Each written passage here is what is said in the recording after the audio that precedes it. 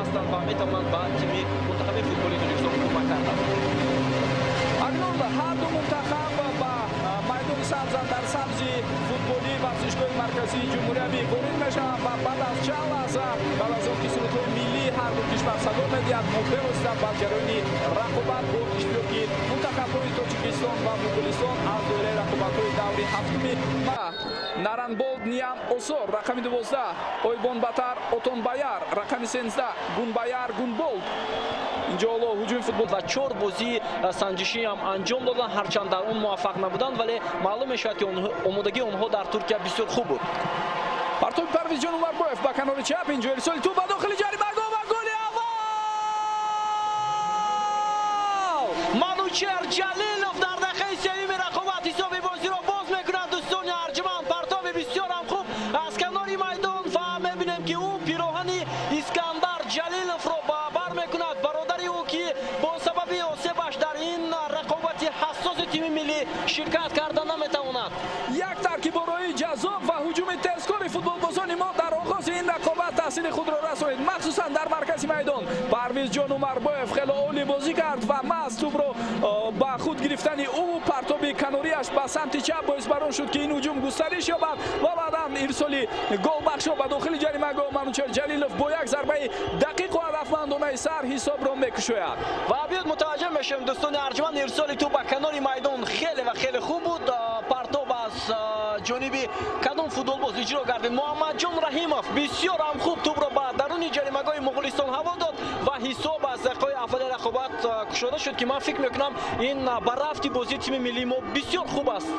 بله خود برگردانند محمد جان رحیموف از فعالترین بازیگران در آغاز این رقابت به حساب میرود. ادامه هجوم را میبینیم. کامران ترسونوف ضربه میزند و بسیار خوفناک.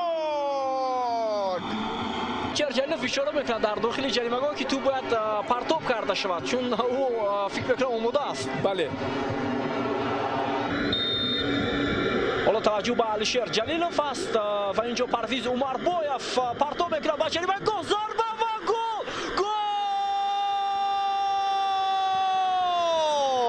بله داور اشاره میکند که توپ خطکی مرزی دروازه مغولستان را که عبور کرده است و این گل دوم منتخب ملی کشورمان در بازی امروزه میباشد.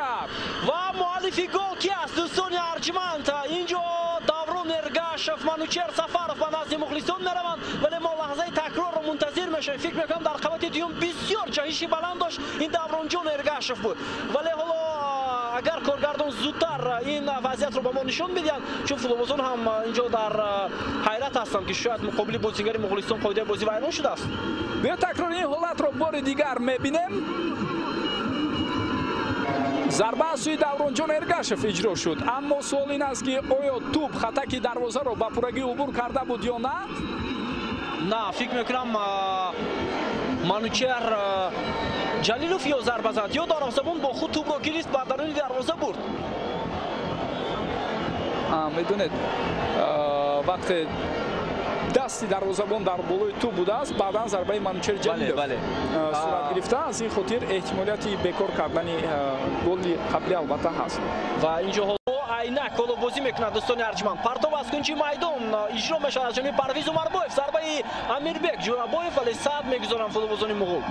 ادامه هجوم را خواهیم دید. باز هم بازیافتی توپ بر سوی فوتبالبازان ما ارسال دیگر برو به داخل جریمه گاه و چگونه امکانیت حساب دو بر صفر علیشیر جلیلوف دوستان ارجمند حساب دو بر صفر و باز هم در آغاز بازی فوتبالبازان ما توانستند با زدن گل دست یابند.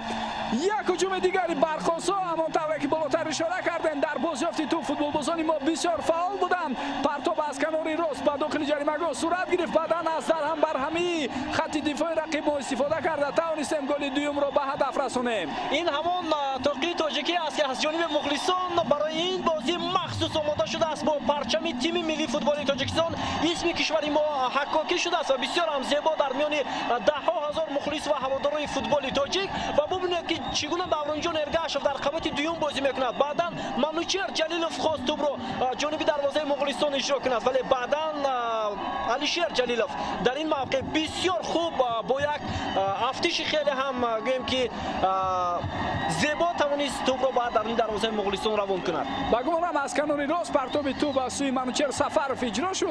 اینجا محمد جان رحیمов از میدان گرفته میشد و با جای او تبریزی دولتمیر وارد میدان میگردد. محمد جان رحیمов یکی از فوتبالبازان واقعا هم فعال بود در بازی امروز. پرتاب‌های او گزارش‌هاش خیلی و خیلی عالی بودند، ولی سرمربی رو از میدان میگیرد. فرصت برای فوتبالبازان ما کامران تورسونوف میتوانست حمله را خوبتر انجام بدهد. اینجا منوچهر سفرов موج دوم حمله رو میخواد راه اندازی کند و این کمک هم رسانید. کامران تورسونوف صاحب توپ شد. پرتاب توپ از جانب او و فوتبالبازان مغول این حالت رو برطرف میکنند. و حالا سوال این است که تبریز در موقع محمد جان رحیمov بازی میکنند یا احتم نظرov پیشتر میگذارند؟ با احتمالیت بالاتری سه دفاعگر مرکزی هم گذاشتنی عثمان توشف از احتمال دور نیست، چون ممکن وحدت دورانجان ارگاشف و اینچنین احتم نظرov در خط دفاعی مرکز بازی کنند. گزارش بین عدولی از جانب وحدت حنانوف ادامه هجوم را میبینیم. کامران تورسونوف پرتاب توپ از سوی او امکانیت عالی تبریز ضربه میزند و صدگذاری فوتبالبازان مغول باشگاهچی در هیئت منتخب سعی تلاش کند و در آینده باعث یکی از فوتبالبازانی که واقعا هم ارزنده هنرنمایی در تیم ملی کشور باشد اعتراف شود. حالا تنها یک نفر حمله میکند و اون هم علیجان عینی است با فوتبالبازان دسته مغولستان. پرتاب بود از مسافه خیلی هم دور از جانب فوتبالبازان ما و در دام دقایق باقی مانده پرهیز من فکر میکنم فوتبالبازان تاجیک باید حداقل یک تشبوس دیگر رو هم به دست بگیرن. پرتاب بسیار هم خوبی دورانجان ارگاشف با کنار میدان. فرصت است برای کامران تورسونوف ارسال توپ ضربه و گل. همین طور شهرام سمیف حساب را 3-0 میکند. دوستان ارجمند واقعا هم بسیار یک حمله خوب بود. دورانجان ارگاشف از مرکز خط حمایت ببینید که چگونه حمله تیم ملی ما را آغاز کرد و ما از پرتاب هوایی دورانجان ارگاشف بود که کامران تورسونوف توپ را به درون جریمه‌گاه با مرکز جریمه‌گاه دسته حریف هوا داد و شهرام سمیف با زدن گل دست یافت. واقعا رقیب با قوه زیاد با خط هجوم گذاشت و خولگی با وجود آمدند که این چیز را فوتبالبازان ما عاقلانه و ثمرناک استفاده بردند. حساب 3-0 میشد. بار دیگر میتوانید ببینید کامران تورسونوف اولینش را به توپ رسید، وضعیت را درست بها داد، پس ضربه و گل.